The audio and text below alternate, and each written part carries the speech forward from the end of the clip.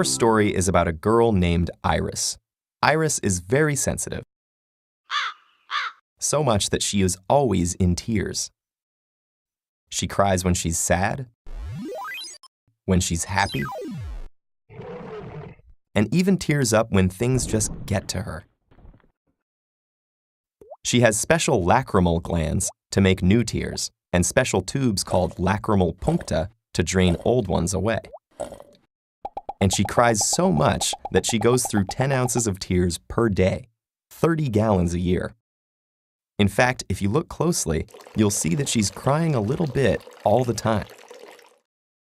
The basal tears that Iris constantly produces form a thin coating of 3 layers that cover her and keep dirt and debris away. Right next to Iris is the mucus layer, which keeps the whole thing fastened to her. On top of it is the aqueous layer, which keeps Iris hydrated, repels invasive bacteria, and protects her skin, or cornea, from damage.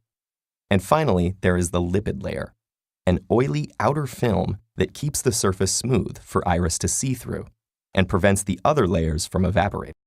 Normally, Iris goes about her day without really noticing the basal tears doing their thing.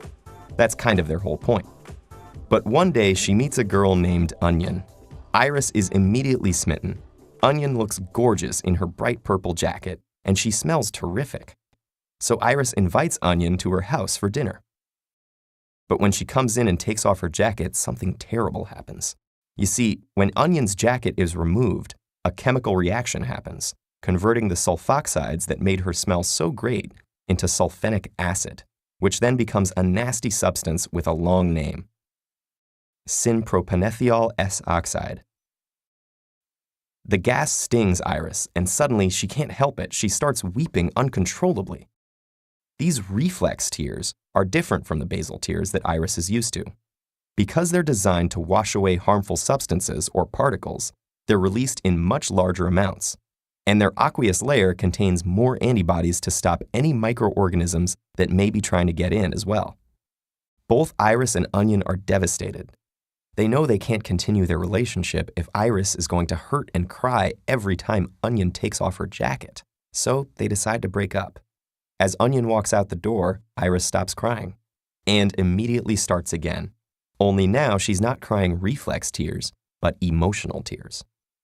When someone is either too sad or too happy, it feels like a loss of control, which can be dangerous. So emotional tears are sent in to stabilize the mood as quickly as possible, along with other physical reactions such as an increased heart rate and slower breathing. But scientists still aren't sure exactly how or why the tears themselves are helpful. They may be a social mechanism to elicit sympathy or show submission.